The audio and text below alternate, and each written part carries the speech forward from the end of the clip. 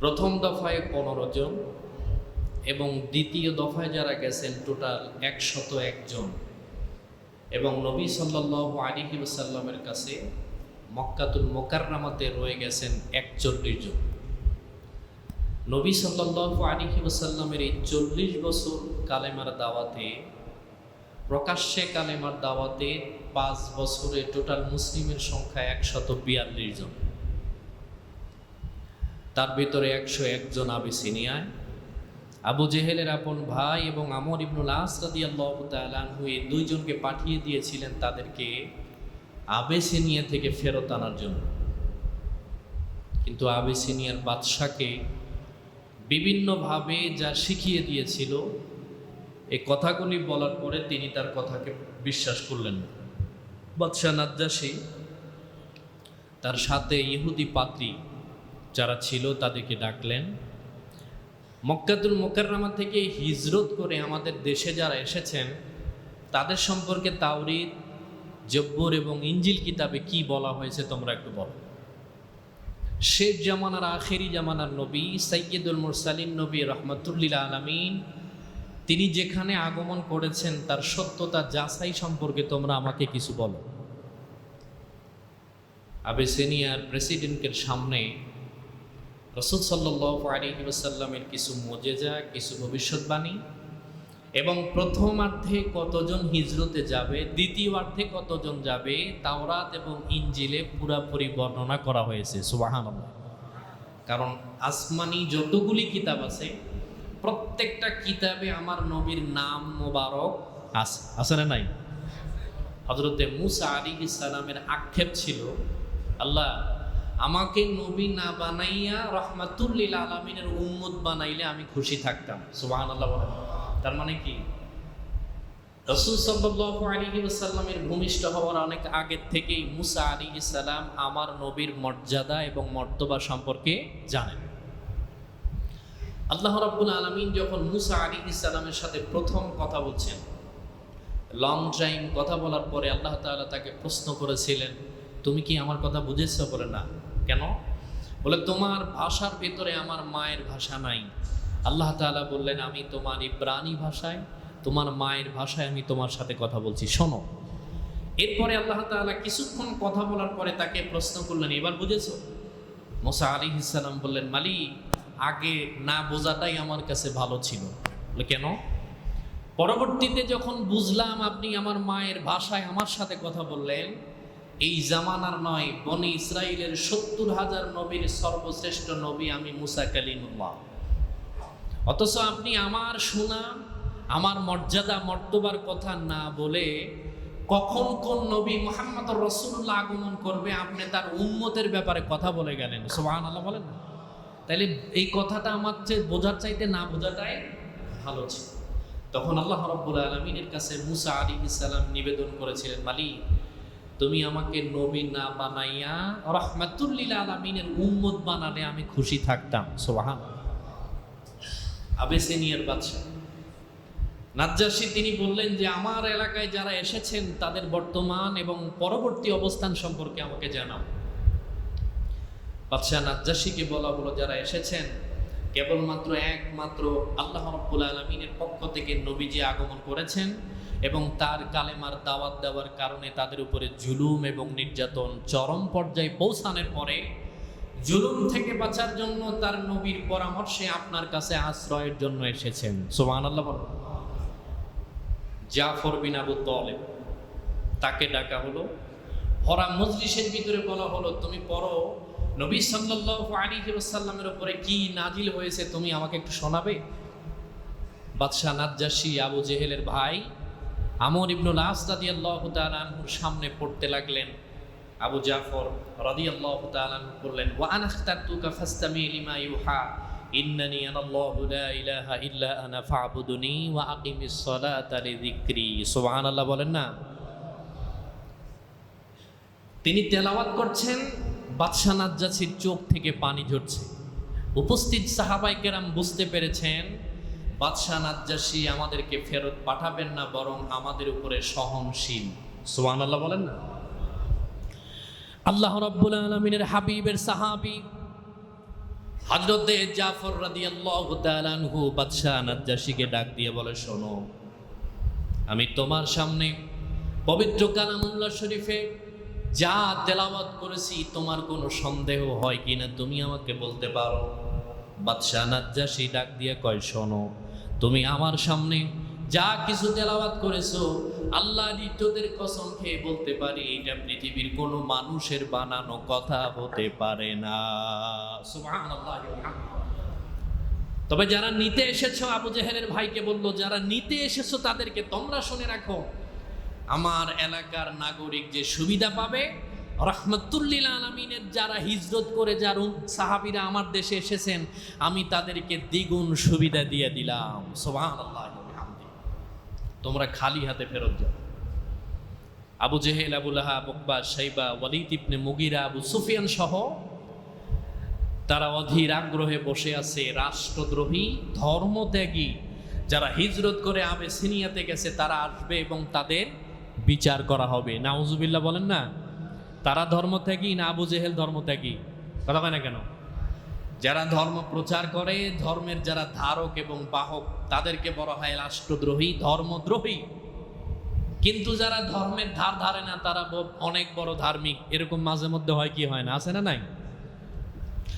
আল্লাহ রাব্বুল আলামিনের হাবিবের সাহাবায়ে কেরামরা সেই জায়গায় থেকে গেল। আমর ইবনুল আস রাদিয়াল্লাহু তাআলা আনহু আবু জেহেলের কাছে এসে বারবার ডাক দিয়ে বলে, শোনো, আমরা যাদেরকে উপঢৌকন নিয়ে গিয়েছিলাম বাদশা নাজ্জাশীর কাছে, কিন্তু তিনি আমাদের উপঢৌকন গ্রহণ করেন নাই।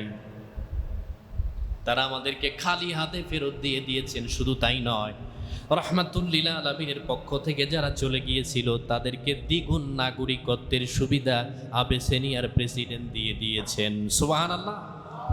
এবার কি করা লাগে? মুসলমানের সংখ্যা মক্কাতুল মুকাররমাতে মাত্র 41 থেকে 42 জন। তাদের উপরে জুলুম, নির্যাতনের স্টিমার রুলার এমনভাবে চালানো হলো, নইলে তারা থাকবে আর নইলে ধর্ম ত্যাগ করবে, আর নইলে এই মক্কাতুল মুকাররমা ছেড়ে তারা সকলেই চলে যাবে। তাদের ভিতরে গরিব, দিনমজুর, তাদের কিছু কিছু সাহাবায়ে কেরাম ছিল তাদের পরনের কাপড় পর্যন্ত ছিল না। হযরতে বেলাল রাদিয়াল্লাহু তাআলা, খাব্বাব, খুবাইব রাদিয়াল্লাহু তাআলা, এর ভেতরে আবু যর গিফারি রাদিয়াল্লাহু তাআলা খবর শুনতে পেয়েছেন যে মক্কাতুল মুকাররমাতে এমন একজন মানুষের আবির্ভাব হয়েছে যার পিছনে নেতৃত্ব স্থানীয় লোকজন তার পিছনে লেগে গেছে। আবু যর গিফারি রাদিয়াল্লাহু তাআলা আপন ভাই মক্কাতুল মুকাররমাতে কাপড়ের ব্যবসা করেন। সেখান থেকে তিনি চলে যাওয়ার পরে তার আপন ভাইয়ের কাছ থেকে খোঁজ খবর নেয়, ভাই তুমি বলো তো মক্কাতুল মুকাররমায় কে যেন আবির্ভাব হয়েছে, তুমি আমাকে একটু বলো। তিনি বললেন, যিনি আবির্ভূত হয়েছেন শুধুমাত্র তিনি এক আল্লাহর কালেমার দাওয়াত দেয়, তাওহীদের উপরে দাওয়াত দেয়, ইনসাফ ভিত্তিক মানুষের উপরে দাওয়াত দেওয়ার কাজে তিনি নিয়োজিত আছেন। আবু যর গিফারি রাদিয়াল্লাহু তাআলা মাটি হাতের ভেতরে নিয়ে তার কপালের ভিতরে ঘষতাম। তার আপন ভাই ডাক দিয়ে বলে, ভাই তুমি কেন মাটি তোমার কপালে লাগাও? তিনি ডাক দিয়ে বলে, শোনো, এই মাটির দেবতার পূজা আমি করি না, এই মাটি যিনি বানিয়েছেন সে আল্লাহর পূজা করার জন্য আমি আবু যর গিফারি রাদিয়াল্লাহু তাআলা প্রস্তুত হয়ে গেছি। সুবহানাল্লাহ। তবে ভাই আমি তোমাকে বলি, আগামীতে যখন তুমি ব্যবসার উদ্দেশ্যে যাবে আমাকে সাথে করে রাহমাতুল লিল আলামিনের কাছে একটু নিয়ে যাও। সুবহানাল্লাহ। তিনি বললেন, আমাকে একবারের জন্য নিয়ে যাও। তার আপন ভাই বললেন, যারা কালেমা গ্রহণ করেছেন তাদের অবস্থা অত্যন্ত নাজুক, সেখানে যাওয়ার কোনো দরকার নাই। আবু যর গিফারি রাদিয়াল্লাহু তাআলা তিনি একা ঢুকলেন মক্কাতুল মুকাররমায়। ঢুকে তিনি দেখলেন হযরতে খাব্বাব রাদিয়াল্লাহু তাআলা বেঁধে, পিঠ মোড়া করে বেঁধে উপর করে উত্তপ্ত বালুর উপরে শোয়ায় রাখা হয়েছে। হযরতে বেলাল রাদিয়াল্লাহু তাআলা গলার ভিতরে রশি লাগায় হ্যাসকা টান দেওয়া হচ্ছে। হযরতে খুবাইব রাদিয়াল্লাহু তাআলা উপর্যুপরি আঘাত করা হচ্ছে। আবু যর গিফারি রাদিয়াল্লাহু তাআলা কাউকে কোনো প্রশ্ন না করে একেবারে সরাসরি মক্কাতুল মুকাররমায় গিয়ে প্রবেশ করলেন।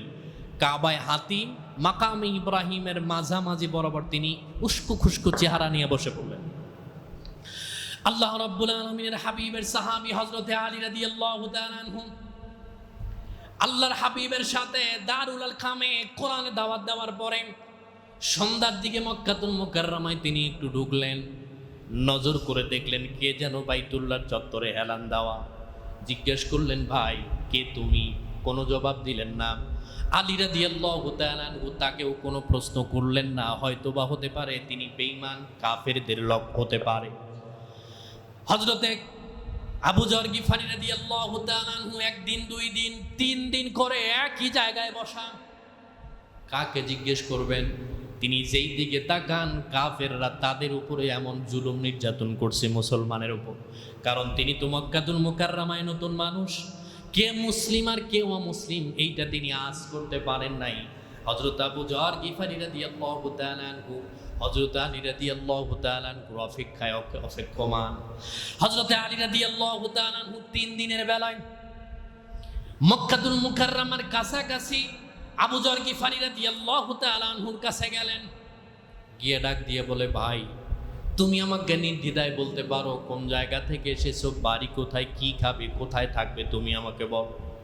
আবু যর গিফারি রাদিয়াল্লাহু তাআলা আনহু ডাক দিয়ে বলে, ভাই আমি নজর করে দেখলাম মক্কাতুল মুকাররমায় ঢোকার প্রবেশ পথে কত মুসলিম যারা কালেমা পড়ে মুসলমান হয়েছেন তাদের উপরে জুলুম নির্যাতন করা হচ্ছে।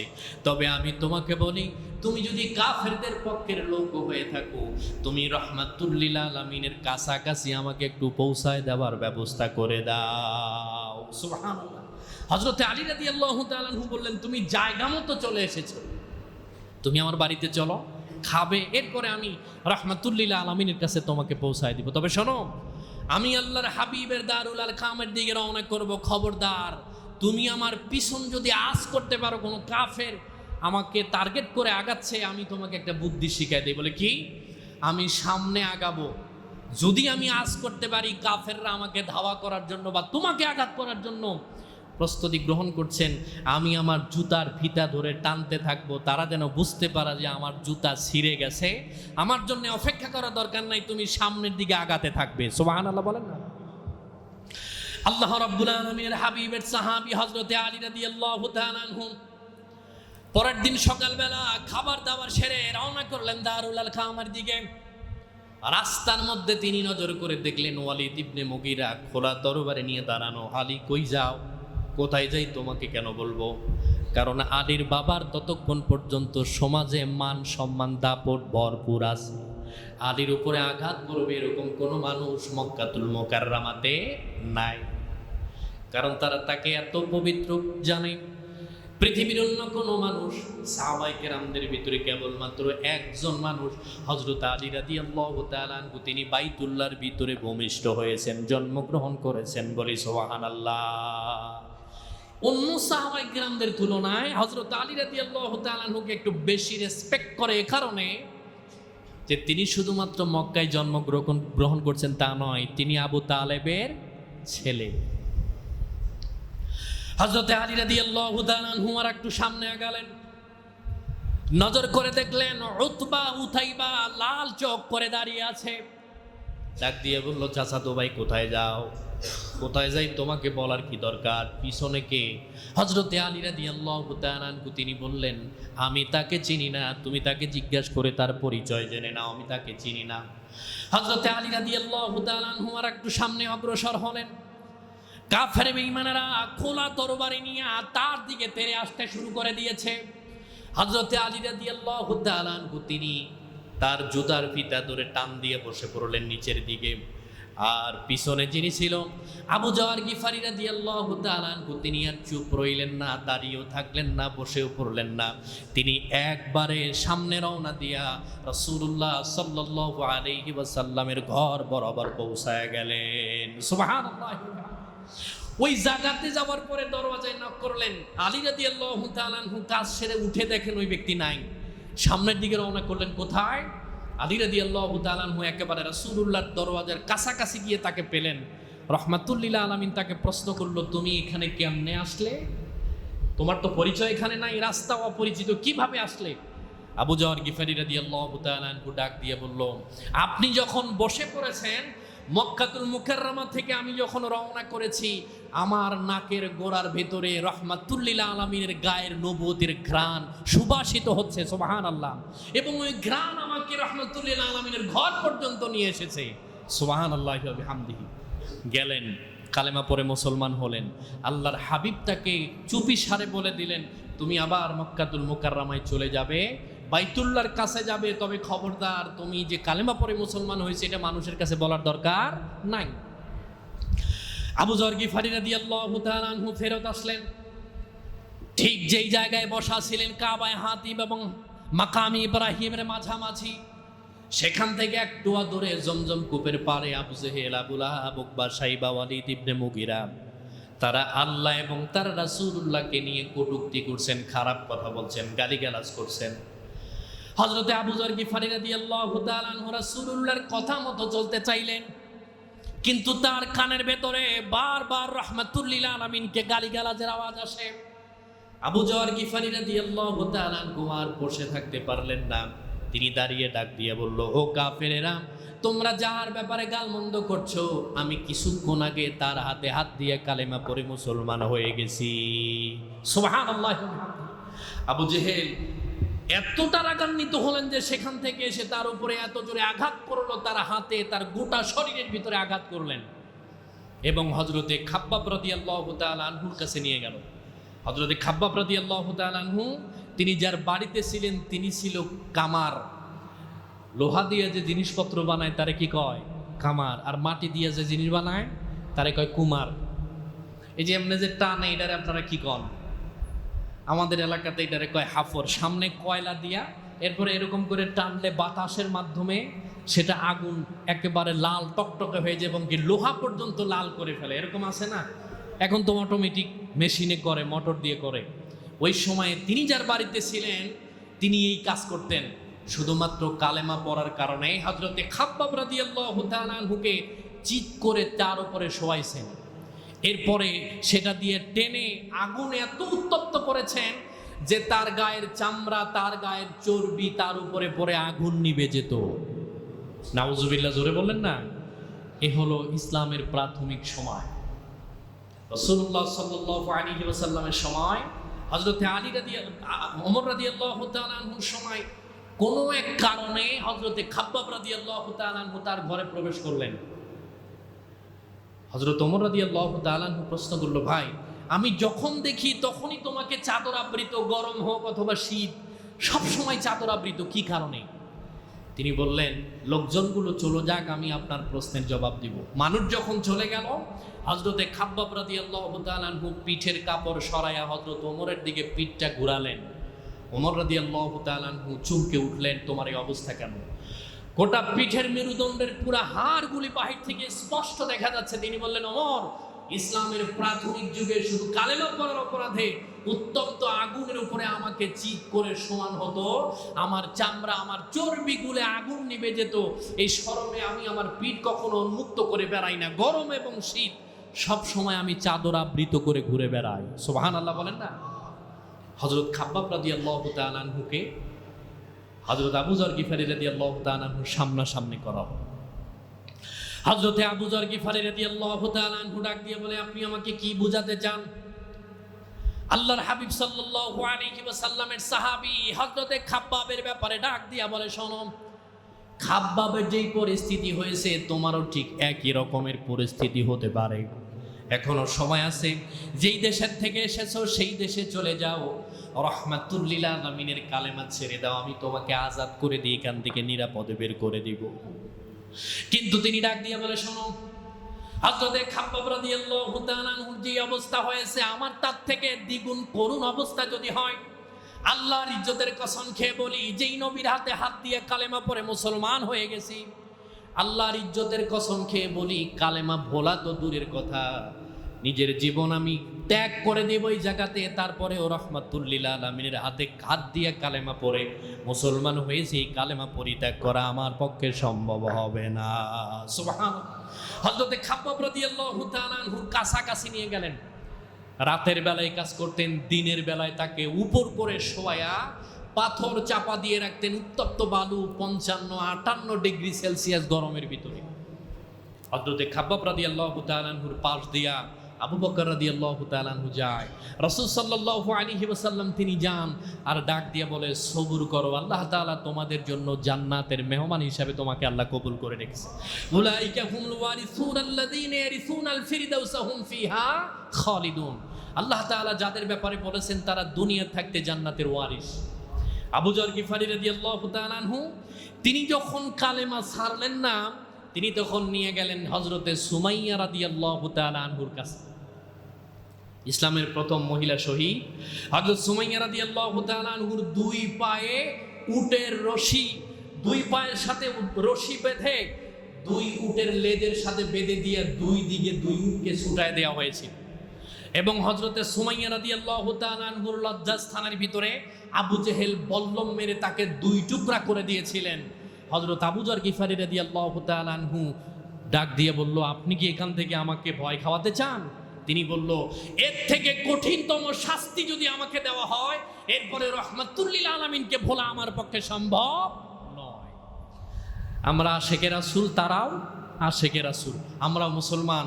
রাহমাতুল লিল আলামিনকে গালিগালাজ করা হয় আর আমি মনে করি আমার সম্মান বাঁচলে আমি বাঁচি, এরকম আছে না নাই? সম্মানিত হাজিরিন, রাসূলুল্লাহ সাল্লাল্লাহু আলাইহি ওয়াসাল্লামের সাহাবায়ে কেরামদের প্রাথমিক যুগে এরকম করা হয়। আল্লাহর হাবিব সাল্লাল্লাহু আলাইহি ওয়াসাল্লাম দেখলেন খাব্বাব খোবাইবকে শুলে চড়ানো হলো। অত্যন্ত কঠিন পরিস্থিতির ভিতরে রাসূল সাল্লাল্লাহু আলাইহি ওয়াসাল্লাম তার চাচার কাছে গেলেন, আপনি আমাকে একটু সহযোগিতা করেন, কারণ আমার বাবা নাই, আমার দাদা আমার মা দুনিয়া থেকে চলে গেছেন। বাহিরের থেকে রাহমাতুল লিল আলামিন যখন কালেমার দাওয়াত দিয়ে মানুষের গালিগালাজ খেয়ে ঘরে আসতেন, হযরতে খাদিজা রাদিয়াল্লাহু তাআলা আনহা তাকে বুকে আগলে তার সারা জীবনের ক্লান্তিকে দূর করে দিতেন। কিন্তু রাহমাতুল লিল আলামিন প্রকাশ্যে কালেমার দাওয়াত দেওয়ার 2 বছরের মাথায় হযরত খাদিজা রাদিয়াল্লাহু তাআলা আনহা দুনিয়া থেকে চলে যান।